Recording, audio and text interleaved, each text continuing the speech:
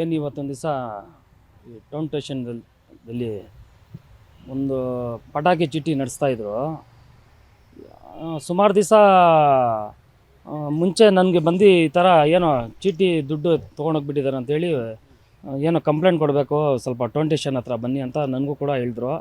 ಅದು ನಾನು ಬಂದು ನಮ್ಮ ಟೌನ್ ಸ್ಟೇಷನ್ನಲ್ಲಿ ನಮ್ಮ ಎಸ್ ಸಿ ಅವ್ರಿಗೆ ಸರ್ ಈ ಥರ ಏನೋ ಯಾರೋ ದುಡ್ಡು ತೊಗೊಂಡೋಗ್ಬಿಟ್ಟಿದ್ದಾರೆ ಅಂತ ಹೇಳಿ ನಾನು ಕೂಡ ಬಂದು ಅವಾಗ ಇವ್ರ ಜೊತೆಯಲ್ಲಿ ಯಾರೋ ಪಾಪ ಹೆಣ್ಮಕ್ಳೆಲ್ಲ ಚೀಟಿ ಏನೋ ತಿಂಗಳು ಕಟ್ಕೊಂಡು ಪಟಾಕಿ ಚೀಟಿ ಅಂತ ದೀಪಾವಳಿ ಚೀಟಿ ಏನೋ ಕಟ್ತಾ ಇದ್ದಿದ್ದು.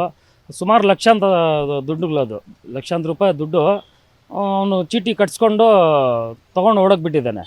ಅದು ಕಂಪ್ಲೇಂಟ್ ಕೊಡೋಕ್ಕೆ ಸುಮಾರು ದಿವಸ ಇವರು ಬಂದು ಇಲ್ಲಿ ಸ್ಟೇಷನ್ ಹತ್ರ ಓಡಾಡ್ತಾಯಿದ್ರು. ಆಮೇಲೆ ಎಮ್ ಎಲ್ ಅವರು ಹೇಳಿ ಎಮ್ ಎಲ್ ಅವ್ರ ಕಡೆಯಿಂದ ರೆಕಮೆಂಡ್ ಮಾಡಿಸಿ ಕಂಪ್ಲೇಂಟ್ ಮಾಡಿದ್ದಾರೆ. ಎಫ್ ಆರ್ ಕೂಡ ಆಗಿದೆ, 2 ತಿಂಗಳಾಗಿದೆ ಎಫ್ ಆರ್ ಆಗಿ. ಅದು ಎಫ್ ಆರ್ ಆದಮೇಲೂ ಅವನು ಅರೆಸ್ಟ್ ಆಗಿಲ್ಲ. ಅವನಿಗೆ ನಿನ್ನೆ ಹೃದಯ ರೋಗ ಮತ್ತು ಹೃದಯ ಶಸ್ತ್ರಚಿಕಿತ್ಸೆ, ವ್ಯಾಸ್ಕ್ಯುಲರ್ ಶಸ್ತ್ರಚಿಕಿತ್ಸೆ, ಸಮಗ್ರ ಹೃದಯ ಆರೈಕೆ ಸೇವೆಗಳಿಗಾಗಿ ನಿಮ್ಮ ವಿಶ್ವಾಸಾರ್ಹ RL Jalappa Narayana heart center, STUMC campus, Tamaka, Kolar. 180030090309. ಇವರು ಎಲ್ಲ ಲೇಡೀಸ್ ಅವರೆಲ್ಲ ಬಂದು ಸ್ಟೇಷನಲ್ಲಿ ಕೇಳಿದ್ರೆ ಎಫ್ ಆರ್ ಆಗಿದಮ್ಮ, ಅವನು ಸಿಗ್ತಾ ಇಲ್ಲ, ನಿಮಗೆ ಎಲ್ಲನ ಸಿಕ್ಕರೆ ನೀವೇ ಹಿಡ್ಕೊಂಡು ಬನ್ನಿ ಹೋಗಿ ಅಂತ ಇವ್ರಿಗೆ ಹೇಳ್ತಾರಂತೆ. ಆಮೇಲೆ ಯಾರೋ ಇನ್ಫಾರ್ಮೇಷನ್ ಕೊಟ್ಟಿದ್ದಾರೆ, ಎಲ್ಲೋ ಟೇಕಲ್ ಹತ್ರ ಶೆಟ್ಟಳ್ಳಿ ಹತ್ರ ಇದ್ದಾನೆ ಅವನು ಅಂತ ಹೇಳಿ ಯಾರೋ ಇನ್ಫಾರ್ಮೇಷನ್ ಕೊಟ್ಟಿದ್ರು. ಇವಾಗ ನಮ್ಗೆ ಬೇಕಾಗಿರೋರು ಯಾರು ನನಗೆ ಕರೆದ್ರು, ಅಣ್ಣ ಈ ಥರ ಹೋಗ್ತಾ ಇದ್ದಾರೆ, ನಾವು ಹೋಗ್ತಾಯಿದ್ದೀರಿ, ನೀವು ಅಲ್ಲಿ ಇದ್ದಾನಂತವನು, ಸ್ವಲ್ಪ ಬಾಣ ಅಂತ ನನಗೂ ಕರೆದ್ರು.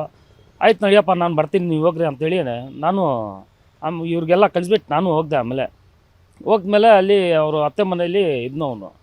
ಅಲ್ಲಿ ಹೋಗ್ಮೇಲೆ ಇವ್ರು ಹೋಗಿ ಮಾತುಕತೆ ಆಗ್ತಾಯಿದೆ, ಅಣ್ಣ ಅದು ಏನು ನಮಗೆ ಅಮೌಂಟ್ ಕೊಡ್ಬೇಕು, ನೀವು ಕೊಟ್ಬಿಡಿ, ಇಲ್ಲಾಂದರೆ ಬನ್ನಿ ಸ್ಟೇಷನಲ್ಲಿ ಬನ್ನಿ ಮಾತಾಡೋಣ, ಅಲ್ಲೇ ಕೂತ್ಕೊಂಡು ಮಾತಾಡೋಣ ಬನ್ನಿ ಅಂತ ಹೇಳ್ಕೊಂಡೇ ಇದ್ದಾರೆ.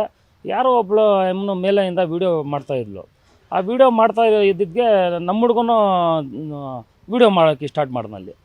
ಅಲ್ಲಿ ಏನು ಮಾತುಕತೆ ಆಗ್ತಾಯಿದೆ ಅದು ವೀಡಿಯೋ ಮಾಡೋಕ್ಕೆ ಹೋಗಿದ್ರೆ ಅವ್ನಿಗೆ ವೀಡಿಯೋ ಯಾಕೋ ಮಾಡ್ತಾ ಇರೋದು ಅಂತೇಳಿ ಸುಮಾರು ಒಂದು 50 ಜನ ಬಂದು ಅವ್ನಿಗೆ ಹಿಡ್ಕೊಂಡು ಹೊಡಿಯೋಕ್ಕೆ ನಾನು ಇದ್ದಿಲ್ಲ ಅಂದ್ರೆ ಅಲ್ಲಿ ಏನೋ ಒಂದು ಘಟನೆ ಆಗ್ತಾಯಿತ್ತು. ಅಲ್ಲಿ ನಾನೇ ಅಲ್ಲಿ ನಿಂತ್ಕೊಂಡು ಅವೇಟ್ ಮಾಡಿಸಿ ಅವ್ರಿಗೆ ಆ ಜನಗೆಲ್ಲ ತಳ್ಳಿ ನಾನು, ಬಿಡ್ರಪ್ಪ, ಆಯ್ಮನು ವೀಡಿಯೋ ಮಾಡ್ತಾ ಇದ್ದಾಳೆ, ಇವನು ಮಾಡ್ತಾಯಿದ್ದಾನೆ, ವೀಡಿಯೋ ಮಾಡೋದು ಏನು ತಪ್ಪು, ಇಲ್ಲಿ ಏನು ಮಾತುಕತೆ ಆಗ್ತಾಯಿದೆ ಎಲ್ಲ ವೀಡಿಯೋನ ಇಲ್ಲಿ ಬೀಳ್ತದೆ, ಬಿಡ್ರಪ್ಪ ಸುಮ್ಮನೆ ಯಾಕೆ ನೀವು ದೊಡ್ಡ ಇದು ಮಾಡ್ತೀರಾ ಇದು ಅಂತ ಹೇಳಿ ಅದು ಏನೇನು ಮಾಡಿದ್ರೂ ಕಲ್ಲುಗಳೆಲ್ಲ ಎತ್ಕೊಳಕ್ಕೆ ಹೋಗ್ತಾರೆ ಹೊಡಿಯೋಕ್ಕೆ. ಆ ಹುಡುಗನಿಗೆ ಒಬ್ಬನು ಇರೋದವನು ಸುಮಾರು ಒಂದು 50 ಜನ ಊರಿನಲ್ಲಿ ಎಲ್ಲ ರೌಂಡ್ ಹಾಕ್ಕೊಂಡು ಹೊಡಿಯೋಕೆ ಹೋಗಿದ್ರು.